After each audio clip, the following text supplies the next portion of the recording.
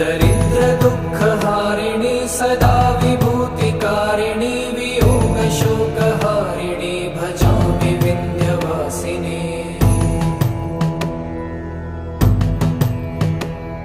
लसत्सुलोललोचनं लतासनं वरप्रदं कपालशूलधारिणी भजामि विन्ध्यवासिनी। कराब्जदानदाधरां शिवां प्रदायिनी वरावराननां शुभां भजामि विन्ध्यवासिनी। कपीन्द्रजामिनी प्रदां त्रिधा स्वरूपधारिणी जले थले निवासिनी भजामि विन्ध्यवासिनी। विशिष्टशिष्टकारी